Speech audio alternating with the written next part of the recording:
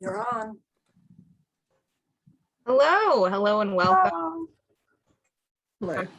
Your moderator for today. I'm Liz Bosarge. I'm a local librarian in Baltimore at the Enoch Pratt Free Library. And today we're going to be talking about Mary Shelley and the first pandemic science fiction novel. Also sort of the first dystopic / plague novel, not the first plague novel, but definitely the first dystopic. And we're going to start by introducing our panelists here. So first would be Elora. Hello, everyone. I am one of the many techs and volunteers at Balticon, and this is my first Balticon where I'm a panelist. Go ahead, Lee. Oh, hi, my name is Lee Murray, and you can tell from this horrible squeaky accent that I'm an author and editor from Aotearoa, New Zealand. I'm coming to you from the future. It is, so it is 9:30 on Sunday morning here in New Zealand, and really excited to be on this panel talk about Mary Shelley because horror is my thing. So.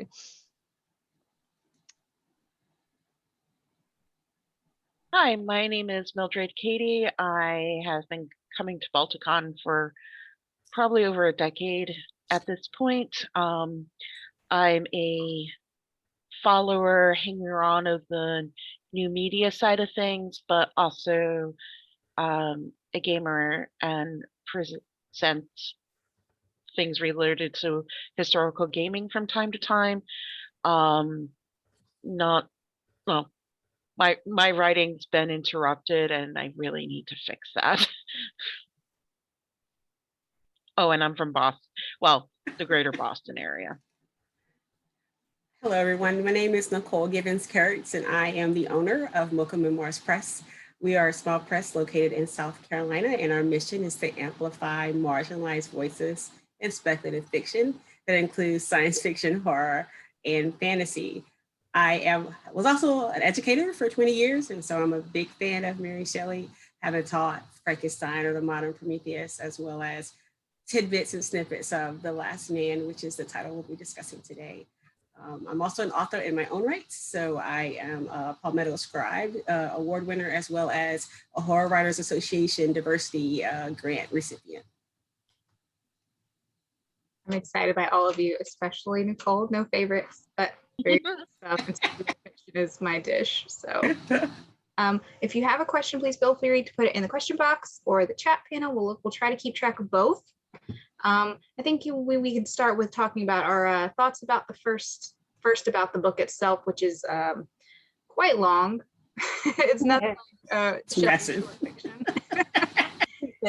If you have any insights you want to add in, like I know I have some thoughts about how closely it's tied to her biographical aspects, but more interesting things than that going on. Did we want to start there? We can, yeah. I think that most of Shelley's work, Mary Shelley's work, is kind of biographical. It's rooted in like what's going on in her life at that time, and I love that about you could look at her, and it's during the romantic period. So there's these long, beautiful conversations about the disastrous effects of beauty, which was held as being akin to godlike during this period.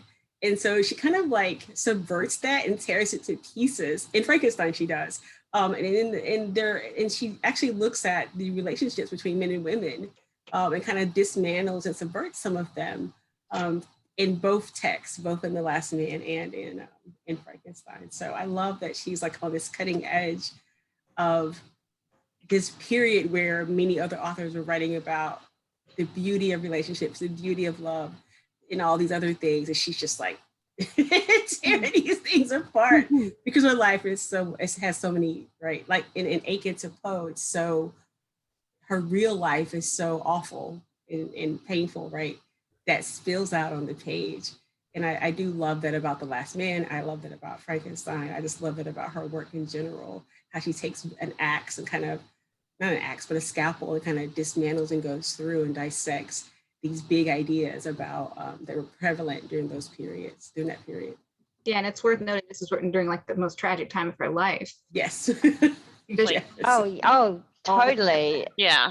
totally. I think now she was 28, and she'd lost all but one of her children, 5 children. So she'd lost 4 children, and only very recently had just lost the last one. She lost her husband, and Byron, who was a very close friend, and her father. So at 28, that's a lot to deal with, you know. And her mother, of course, she never knew really, apart from through her writing. So it's a pretty tragic life. So yes, it is very reflective, and I think those characters are, because Vernie is sort of an avatar for Mary Shelley herself in this particular book, and I think that some of the key characters represent those key personalities in her life. Now I can't remember them all. I've got them written down because I knew it was going to happen. So I've got Wikipedia page up as a well done. guide. Very good. Yeah. So Adrian was Percy, and Lord Raymond was Byron. Evadne was her stepsister Claire Beaumont. Claire Claremont, beg your pardon. And Vernie's father was William Godwin, which is Mary's father. So yes, and I think she herself was Vernie. So.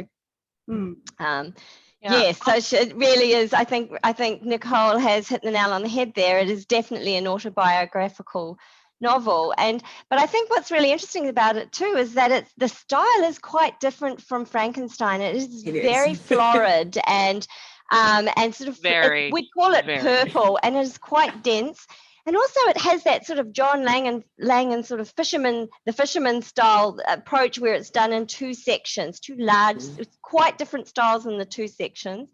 And also it's not just a dystopic novel, but I think it's also a Cli-Fi novel in a sense, because really the only hope that comes out of it is that when man's gone, there's hope for the environment. And already you see in that famous last scene where Vernie stands in Italy and looks out over the world and sees that there's that the environment is coming back after man's, and I think that's the key sense of hope that you get out of this novel. And so in some ways it's the first sort of Cli-Fi sort of approach to environment and conservation, which, I mean, she was so groundbreaking, was she not? Not only Frankenstein, but this, it's, and such a young age. So and maybe that is because it's come from her personal trauma. I'm talking too much. Factor for this book is considering the time period, because Frankenstein does not feel like it's trapped in its time period. This book is very, very it feels like it fell out of the Regency time. It's got all the traps of romanticism. It's not a dig. I love Jane Austen. It's the traps of romanticism, but sharp edge. She's like, I'm like the last romantic and everyone else is dead. Yeah. I just had something pithy on the top of my head and it popped, but back to the autobiographical nature of it, the novel starts, the events within the novel kind of track along with when the different losses in her life were. Like from the beginning, Lionel's orphaned, and she kind of effectively was orphaned. First of all, her mother did die within days of her birth, but had the lasting impression based on her writing, and her father kind of went for a little while, and then people coming into her life and then leaving through tragedy, and you can almost map out when the tragedies in her life happen with when they happen in the novel. And yes, so very, very purple, particularly if you're looking at it, trying to get to hey, we're looking at this in terms of the plague and the pandemic and all that stuff. You have to get through a lot to get to that point. So very much a lot. Very true, because the first part of the book doesn't feel like it all to address the pandemic. You're like, there's a war and people are fighting, and then at toward the very end, you're like, oh, okay, there's a disease and everyone is dead. It's worth noting that this is also the time when most people, particularly Shelley, this is the time when you have your found family, like in your 20s, and she has just Mhm. lost all of hers and all of her like birth family. So she has nothing. She's probably at like her bleakest point. Oof. Think Yeah. about like, those times you had in college when everyone's your best friend and you're all living together. That was them and Byron hanging out in like Italy and Greece, doing the tours. Oh yeah. Fun times. Yeah, actually, I'm sorry, I'm jumping in here, but I actually I actually read some material that suggested that actually she drew on that time, in that period when she wrote Frankenstein, because to write the pandemic section of the novels, because in that time, the reason they were kind of sequestered was that summer, that dark summer, was because of the eruption. I think it's Mount Tabora. I think I might be wrong. I'm Yeah, just really I forget the exact mountain that Indonesia, erupted, isn't it? Yeah, and but it was the year without a summer, 1816. Mhm. yeah, And so all the dust kind of went across Europe, and of course all the crops failed, and so people were starving. So they were the bourgeoisie, weren't they? Sequestered in this lovely little spot by the lake in Geneva, and Right. playing party games and reading books. That was them, and so so meanwhile everybody around them that was struggling to feed their families, and so that was that. That I think that's where she drew on her those emotions, those observations. She drew on those in order to write that second part of the book. And I was just thinking about that when the pandemic started here in New Zealand. Was also the same time we were a massive wildfires, going in Australia. And I don't know if you saw the news, but there was this humongous cloud of smoke that just came over New Zealand, just blew over New Zealand, and we had pink haze and you couldn't see the sky and it was grey for many days, and it sort of it resembled some of the scenes that she writes in the book that are a little like that, that sort of that isolation and sort of despair that comes from that kind of environment. Right, they were in a sort of climactic shift. You're right, we were experiencing that here, even in the United States, with additional hurricanes. My family's from Alabama, so we're getting like the brunt of like the wet aspects and the wildfires everywhere. It's like a strange time to live. It feels dystopic now almost. It Yeah, does, well, right? the pandemic doesn't care, does it? It just carries on raging while these other I mean, we've all seen the meme, who would have picked Asian hornets? It's one thing on top of the other, isn't it? I know, right? And environmental changes. I'm in the Northeast, so well, I'm originally from upstate New York, and there was growing up, all the snow would happen in upstate New York and New York City, and anywhere south wasn't getting anything. Now it's completely different, where like people are getting snow in Virginia and the Carolinas and such, when I'm now in Boston going, wait, where's the snow? Yeah, I know, right? Like I'm in Texas. I'm in South Jersey, and usually we would get some snow, and it's just the past few years, like either we're not getting any snow or we're getting like a tease. And at this point, and I'm like, okay, if it's going to snow, just give it. Okay, Elsa, you can let it go again, please. Give us snow. I think that when, I know for me, Lee mentioned isolation. That really works on your psyche and your mental health. Not being able to physically interact with other human beings is always, I mean, I'm introverted, so that's fine. So I don't need it all the time, but there are absolutely days where you need to see other people, right? Like I live here with my family, but there are times where I'm just like, I just want to go outside this door and visually see another person or communicate with another person. I believe that hasn't changed, no matter whether it's the Black Plague or whether it's summer, that year without a summer, or whether it's the pandemic now. Actually, I work as a barista at Starbucks, and today was the first day in Massachusetts that if you're vaccinated, all restrictions have been lifted. So today was the first day I saw people coming in with no masks. It was kind of a mix. A lot of people were still wearing them, but there were some people who I only started working after the pandemic whose full face I've never seen before. And today was like, so that's what you look like. Okay. One guy even shaved for the occasion. Yeah, there's definitely those shocking changes as a result of this pandemic. But yes, definitely agree with you, Nicole, about this being a novel about isolation. And I think, Rebecca Barr, I think she's a scholar, I can't remember where, and I remember reading the article around about beginning of the pandemic, sort of early 2020, and she said that The Last Man was, there were a whole plethora of articles about The Last Man because we were coming into a pandemic. And I remember reading it because obviously you do that, don't you? And I remember reading it and thinking it was it was prophetic in a sense, because she said that Mary Shelley's The Last Man was a story about the apocalypse of loneliness. And that was in a period where, yeah, I did too.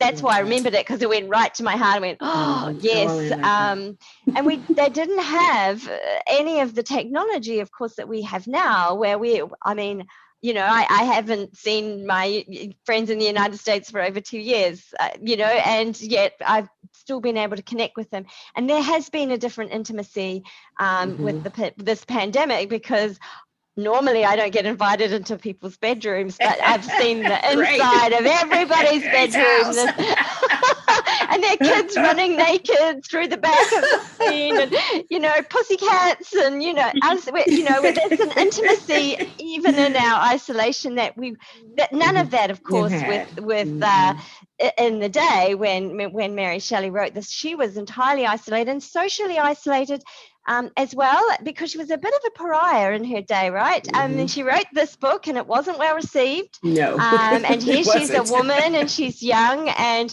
they really, the blokes were really trying to keep her out, right? They didn't want her name on it, all of this kind of thing. So terrible. There's the politics of it as well, and so, and also she was desperate for money at this point in her life.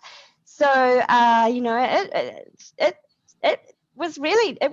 it's kind of mirroring a lot of the things that we're seeing in this pandemic. But also, she was reasonably still, because she was part of that elite of educated women, she was still privileged relative to others. And I think of our writing community and how so many of the writers that we know have struggled. And I just feel so privileged. First of all, I live in New Zealand, so we don't have any COVID, but also I can afford to eat, and so as writers, we need to be conscious of that. The people with privilege are the people who can still continue to write, because if you're fighting to feed your family or find somewhere to live, you are not writing. You just can't, Agreed. That's a wolf discussion of, like, if you can't afford to eat, then you can't afford to think. And if you don't even have your own, what space do you have to write? That's a fine point. You mind if I switch gears? I know that this book sort of talks on the science of diseases, and at the time it was very popular to believe that it was like bad air and the miasma is how people got sick. This was mindful. This was a time when inoculations were still pretty new and weren't necessarily trusted, and virology and germ theory didn't really exist. Right. What do we all think about how, like, the science of health, and he sort of goes back and maybe brings the disease with him? How do we feel about that? So you have people now who don't believe. It's a great plot device. It's a great plot device, isn't it? It works. Yeah, it's like I remember the section where he actually where Lionel is talking about the fact that they don't know how it's being spread. It's like, well, if it's like typhus, it would do this, but it's doing what we are hearing, because I believe at that point there's been no cases actually in England when he's talking about this. But it's like, well, if it was typhus, it'd act like this, and if it was this, it would act like that. But this seems to be acting different. And so by the time it finally gets to England, they're still not sure what's even causing it. Mhm. Whereas with like COVID, there was a pretty clear, when the first cases were starting to get seriously identified and separated as something on its own, Hmm. there were within weeks, probably all right, we don't know the extent of this, but this is what we can start doing. And then the question of whether or not your country was actually following any of that was an entirely different thing. Oh yeah. Fine point And to look then- at what we do now, because what she was doing was reflecting Mhm. her times. So, Yep. so you know, like the panic about like touching everything and like don't Mhm. touch your eyes and don't touch a Such a table. thing. Yep. And then they're like, actually, that's less of that doesn't really. But yes, it's a fine like a snapshot of what's going on in her time. Yes. I remember like when this whole before our current pandemic started, like people were starting to get sick, and apparently doctors it was passed off as like, oh, it's some variation of the flu. Yes, I know. Go on, Kitty. Kitty. It was some variation of the flu, and no one knew what it was. And I knew I got sick with, I guess it must have been a really bad cold because it knocked me for a loop. And then it turns out, oh wait, everyone's been getting sick with COVID. And it's like, wait, what is this? And then everything just went nuts. Like, I live in New Jersey. Yesterday, the mask mandate for indoors was lifted. But because I also work for Dollar Tree, we still have to wear the mask inside. And I'm perfectly fine with this. Yeah, like with Starbucks. Considering that people were still filling up plastic bags with gasoline, I'm like, you know what? Considering that, I'm just going to keep on wearing my mask. I get sick less. I not that, and really, January of last year was the only other time I've really been sick. Allergies notwithstanding, of course. Yeah. So I think that one of the things that stuck out to me about the story was this immense sense of loss, right? And that there's hope and then there's loss, and there's hope and then there's loss, and there's reuniting and there's loss, which is a staple in dystopian fiction now. If you think about it, right? If you think about popular dystopian fiction, and if you look at like 1984, or there's for Winfred, there's not Winfred, whatever his name is. I think it starts with a W. But for him, he had hope, right? That he was, he had this same theme of hope and then loss. And at the end of that, he is lost. He's right back. 2 + 2 is 5, right? He's right under Big Brother's thumb after some terrorizing. You see that. Winston, thank you. Perfect. But yes, I think that became like a component of dystopian fiction, was the sense of being hopeful, but having loss along the way. And so there's reuniting in this story, and you're like, yeah, you're kind of rooting for them, and then they don't last, right? Because of all these other pressures and all these other things in those relationships, and people die. So it's a bleak future, right? But in much the same way you see at the end of Will Smith's I Am Legend. I'm Legend. Yes, he's even at the end of I Am Legend, there's like, even though you have these creatures, right? There's this sense that vegetation, Mother Earth will remain even after we don't. And so that's the same thing that happens at the end of The Last Man Here. And so I think that's right, that sense of hope, or that sense of we're not necessary for this planet to thrive. Yeah, actually, that's the idea that had gone pop earlier in my brain. You start seeing signs of that earlier and earlier, where like he's talking about going to London and seeing grass growing up through the stones of the high street. And then before they go to cross over to France, where like in London, all of the squares and the parks are overgrown. And like kind of as they travel throughout Europe, it just, nature is increasing its hold over the diminishment of man. Yeah, that's that romanticism. That's her romanticism, but like in a malignant way.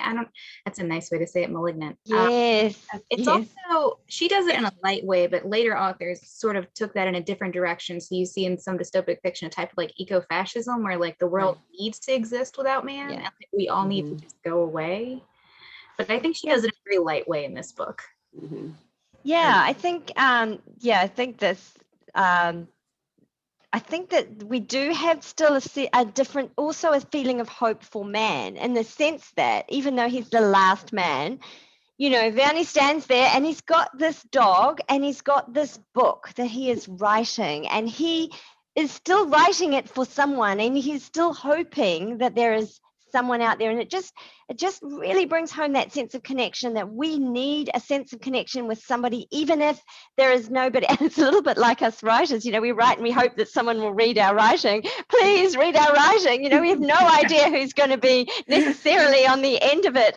But also I think that's interesting about that messaging, that he was writing the story from his point of view. And don't forget patriarchy and you know, he was a privileged person too, you know, feeling, you know, he was a lowly, but he'd come and he'd moved up the ranks and become friends with, you know, the higher elitist sort of group. So who's writing the story? But also I think it harps back to the idea of science and who has access to science and the information.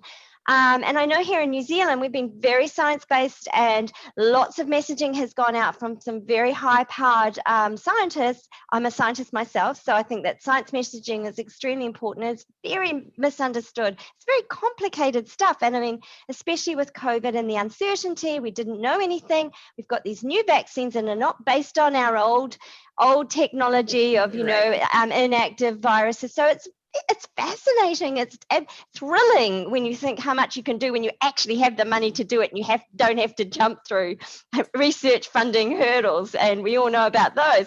So I just think that it mirrors so much what we're seeing today. And even in Iron Legend, if you think about it, you know, they don't know any of the science. Now, why are these people like this? But you know, that's the whole basis of the story, is this lone researcher trying to find the way through for humanity, and he doesn't know. So it's this unknown, and science is so magic, isn't it? I mean, it is so magic that within a year of this incredibly dangerous virus, we've got incredibly wonderful minds that have been able to come up with a solution that really is offering some hope for mankind, which these people did not have. They never got to the you know, in this story, they never got to the bottom of it. So there was no hope in that sense. Yeah, and the one scientific character that they really had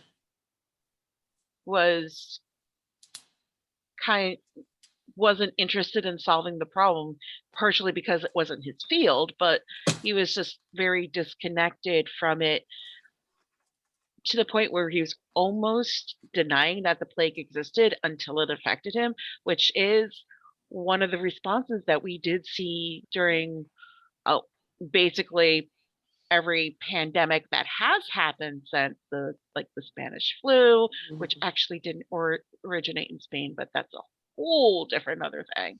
And COVID, like we had Shelley does go through all the responses to the news of a plague that we went through. You've got the people who completely deny it, the people who are like, oh, we have some magical quality because we're X, Y, Z. That's going to save us. That's going to prevent us from getting it. And to see those not be the case. We're in England, we're going to be safe. Not really. And a comment here. I'm sorry, not to cut you off. There's a person commenting about how this strikes them as the writing aspect, where it strikes them as a leap of faith. And I know this is a trope we see in other, or not a trope, a feature in some other dystopic literature, particularly things like Octavia Butler's Parable of the Sower, where like there's this terrible landscape and one person is like writing and trying to preserve a record and create like the act of creation in a world of complete desolation. I'm also thinking Canticle of Leibowitz. I might be getting the last name completely butchered, but it's like this, the story has this religious order that's come up with around in a post-apocalyptic world around an artifact which turns out to be a grocery list. Or like if you see in the Book of Eli, the film with Denzel Washington, right? He's preserving like this book throughout the whole film, and it kind of reinforces the validity and the necessity for written language and stories, and that they're important to maintain this history. But I agree with Lee. It always matters who's writing the history.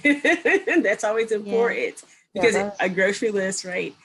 Who's writing it and from what perspective? And so it's always really interesting when we look at history and we look at stories that have been passed down, right? Who are the people that are writing it, right? And what perspective and biases are they bringing to that tale, to that knowledge that they're leaving behind?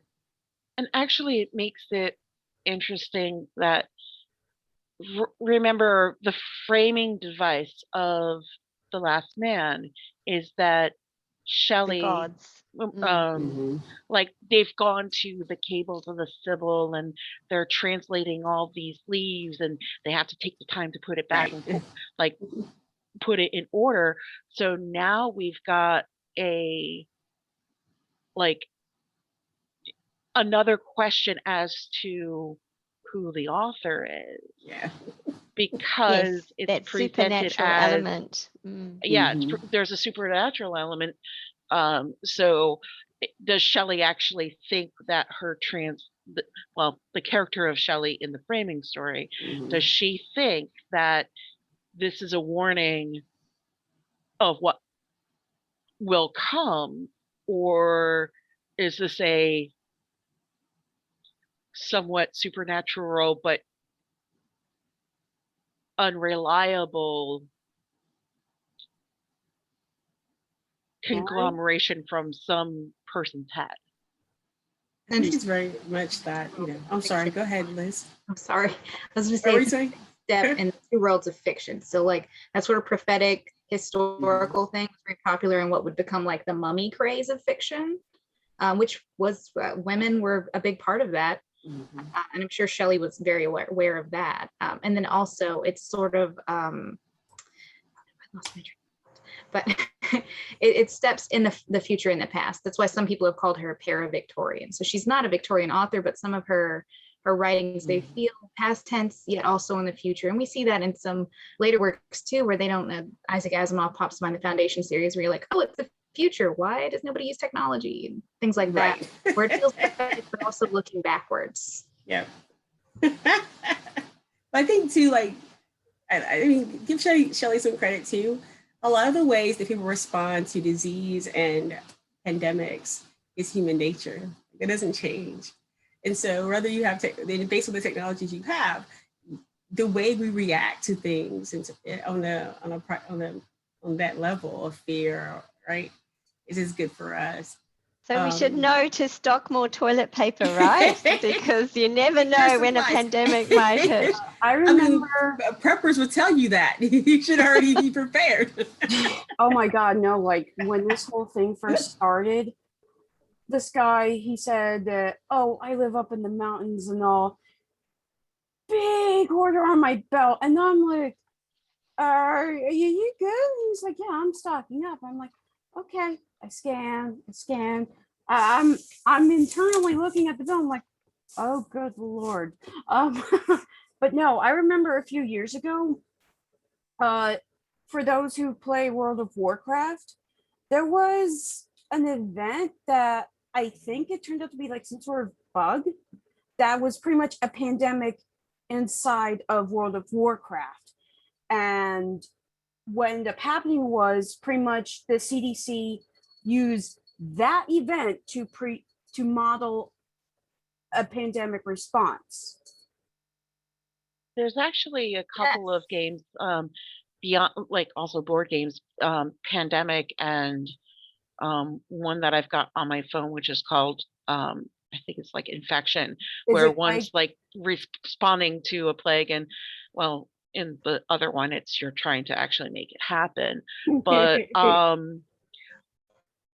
so I have, but when the pandemic was starting to really start, I actually did start looking at prepper material. And Mhm. fortunately, there are some prepper people out there who are not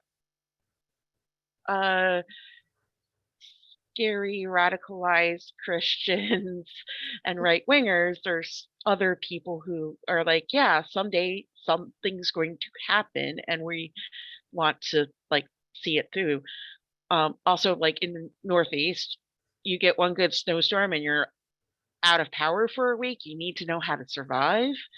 So I think there was definitely a lot of looking towards, all right, what can we do? And actually in the book, there's something like this when they start facing food shortages and such.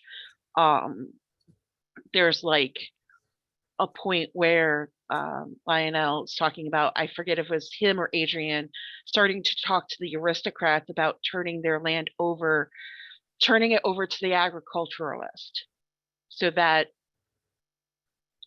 they could, because recognizing that England as an island nation is fairly scarce of natural arable land and resources, Shelley was acknowledging that they get so much from like the colonies and imports and such, that okay, we now don't have that communication, we don't have those routes, we have to rely on ourselves. Start taking some of this and start more gardening effectively. How many other people also have a COVID-19 garden? And that was also something that we saw in World War II, which that wasn't a pandemic, but that was an event that caused England to have to go, we've got all these people to feed. And they even, like, I remember watching one show where they were talking to a person who was a boy at the time, but was now like the head of some like big fancy estate garden and conservatory, and it's like talking about how to use that. They had to take out all the flowers from the greenhouses to turn into like making tomatoes and otherwise out of season vegetables. Yeah, I'll speak from my personal experience here. I'm from hurricane country down south by the water, and that is like a yearly thing. But like when Katrina hit, it's totally different. You don't have like, this is my land, I'm only going to take care of myself. Like you become a full community. Like you cook outside, you're not cooking for yourself, you're cooking for anybody else that's there. Like just you get flats of bread and you share it with all of your neighbors, because you don't know when you're going to get supplies again. You don't know when you'll get ice. It changes your complete mentality about like where people can live, where they can stay. They can stay in your house all day. None of you have electricity. There's nothing to worry about. There are worse things in the world. I think that we have to remember that Mary Shelley, even though she was only 28, had this experience. You know, she lived through, you know, it was there'd been the massive cholera pandemic, had there not, around about that period. I can't remember beginning of in that first couple of decades of the 1800s, and that was also around about the same time as the Napoleonic Wars, if my memory is serving me right. So lots of death, and so I think she does have that understanding. She is well read. She is up on the current events. You know, her father always kept her up on current events. She was a political being. That's how she was raised. So I don't think she didn't have that understanding. Yeah. I think she had lots of things to draw on, and she was very well informed. But I was just thinking about the journal entry, and I noted, you know, and she writes journals herself. That was the thing, what women did. You know, we wrote journals, women wrote journals. That's how they got into writing in those days. That was okay. You know, novels were a little bit, you know, risque, but journaling was okay. And I think the fact that she has her main character write this journal, and who, you know, has this journal, I think that's interesting. And someone made the comment earlier about, you know, who's writing it, and you know, for posterity, but we don't always write for everybody else. Right. sometimes we just write for ourselves. Now, I know in the beginning of this pandemic, my dad died and I couldn't write, but I have managed to keep a sort of a record of that moment in little haiku, just 17 syllables at a time, you know, a little snapshot here and there of just Brussels sprout, you know, kind of observations of how I felt at the time and what was going through my head, because I couldn't write. I just couldn't write the way I normally write. I just was not, I didn't have the focus, and my mind was in other places. So I think sometimes we just write for us, to record for us, you know. And so even if Vernie is the last man and there is no one to read what he's written, I think there's also an understanding in Shelley's part, and possibly this may have been her process in writing this book, is that there is value in writing, because the creative act is a relief. It provides comfort. It allows us distance and allows us to work through those issues ourselves. And she was clearly depressive and really struggling with loss, as Nicole very clearly said. And I do believe that she brought all of her experience. And so that aspect of writing, she's actually telling us that writing is also part of the solution in you know, not just to pass on things to the next generation, but also to save ourselves from that isolation. Yeah. Part of the, I think it's interesting that you mentioned that the journaling is part of like a thing that was acceptable for women, and then that this main character heavily journals. I think this is maybe the little slip that Mary Shelley makes, which guys definitely journal so much too, and you're like, aha, that's a woman. Well, actually, there were some rather well-known male diarists before this point too. Like, I'm thinking Samuel Pepys, Dr. Johnson. Oh, sure, Yeah, sure. true. This is like So, Scholars. yeah, there were scholars, male scholars, who did the did the journaling diarist thing, but as a reflection of more emotions rather than describing the events, that was much more on the acceptable women's side. Yes. If Johnson had thrown in a lot of emotional responses to what was going on around him and his stuff, that probably would have gotten him ridiculed. You're absolutely right. There was an expectation of men of letters to keep their own types of records, but a specific type. I think this, for example, like most people are familiar with her Frankenstein book. So like the way that Victor writes is very different from the character in this book writes. I think it's interesting too that both of those works end with a person alone. If you think about the creature, he is very much alone. His connection to his creator, right? His creator's connection to his family, they've all died. They've all been murdered. And so the creature is alone at the end of Frankenstein to go forth in his future and make his way in the world. And you see that also in The Last Man. I think she's one of the few writers that can get away with, and everybody died, because that's your entire experience. Yeah.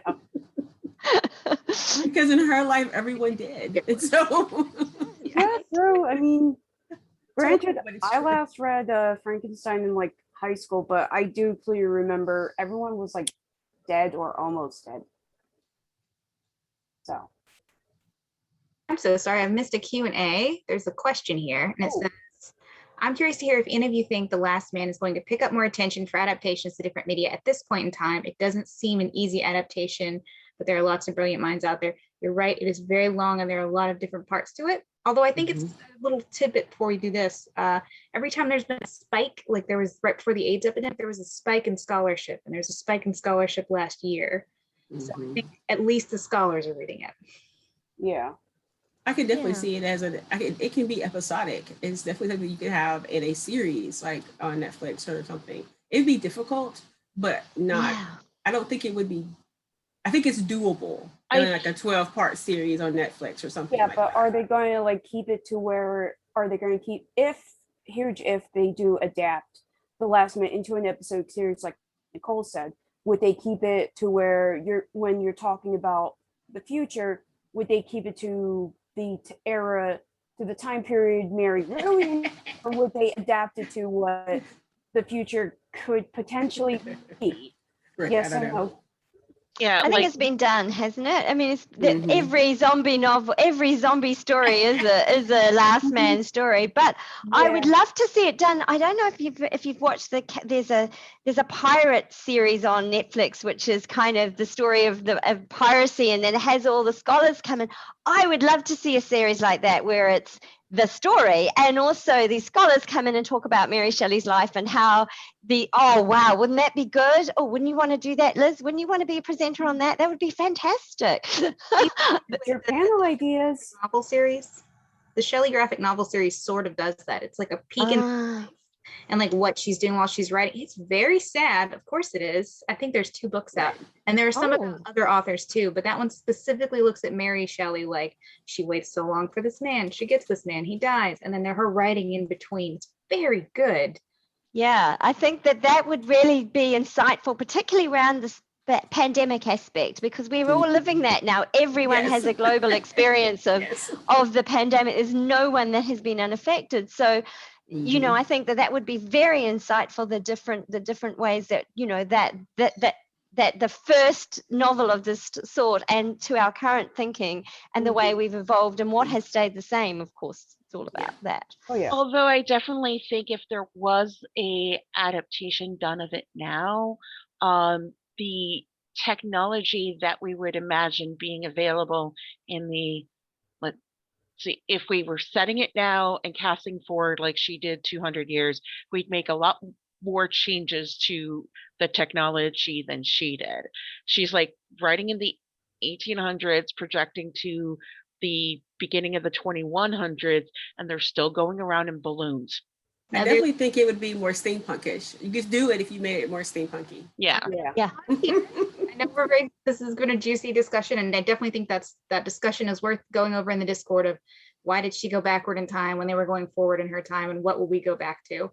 So we're going to stop here and let everyone tell more about themselves, where we can find you, what you've been working on, and we're going to go in reverse order this time. So we'll start with Nicole. Okay, so you can find me at mochamemoirspress.com. You can find me on Twitter at Nicole G. Kurtz. Just put my name in Google, you can find it anywhere. I'm currently working on my horror novella, which is called Leave a Pretty Corpse. And I'm actually working on like producing more titles for Mocha Memoirs. Again, my name is Mildred Cady. I don't really have an author website or my creative YouTube channel is a little bit defunct right now, although I'm about to go into a rant about Resident Evil 8's costuming for women that I'm probably going to put up there. I don't use Twitter much anymore, but it's MG. M as in Michael, G as in George, CADY. If someone's really interested in contacting me, shoot me a DM. I will get the notification. And I can be occasionally found doing work with Chris Lesser of the Metamor City podcast, which is metamorcity.com. I think Lee's next. Yes. Oh, yeah, you can find me. I'm all over social media. You can find me on leemurray.info is my website. And I'm, this is me skiting. I just picked up 2 Bram Stoker Awards for these 2 volumes last week. And so my current work is a spin-off of Black Cranes. I'm writing a poetry collection called Fox Spirit on a Distant Cloud, which has been picked up by the Grimshaw Sargison is funding that. I have a fellowship for that. I'm writing Unquiet Spirits with Angela Eureka Smith, my Black Cranes contributor. That is a collection of essays based around Asian monsters. So I'm really looking forward to getting more into that, and that'll involve responses from Asian writers from the Asian diaspora as well. And I've just put out this week, Mark My Words with Angela Eureka Smith, which is a book for writers. So if you're looking to submit some work to publishers, then that's a sort of way of getting your work tidied up and cleaned up for that. And I'm very happy to have had a comment from Nicole in there. So thank you, Nicole, for that. So yeah, I'm kind of busy. All right. The only, well, you'll find me. I am one of the techs and volunteers who is pretty much making sure everything runs as smoothly as possible on Balticon. Occasionally with a kitty that he seems to like to sit in front of me. 'cause Yeah, he- I do love the Cheshire cat effect of going in and out of the background. I definitely appreciate that. He's a good boy. But no, I am an avid gamer. You can find me on Twitter at poison_stripes. Yes, I know, Kitty. Uh, he's a little disgruntled. You know, yes, I know. Go on, cats. I am on social media. I am active avid gamer. I'll post my Twitter link in the Discord channel too. And you know, I'm doing 2 other panels this weekend. I'm doing stepping outside your genre comfort zone tomorrow at 2:30. And then Monday I have Future Utopia or Tacitly Terrifying. And this is just want to say this, like I said before, this is my first Balticon where I am a panelist. Fantastic. Hooray! Thank you all for coming. I am once again Liz Bosarge. If you want to see, I'm in Baltimore, come to the library. I'm also Liz A. Bosarge on Twitter. And I'm in Ayla if you're into Indigenous literature. And thank you all for checking out our panel today. Thank you so much, Liz, for moderating. Thank Fantastic. you. Liz. Nice to meet everyone. Yes, great discussion. Mhm.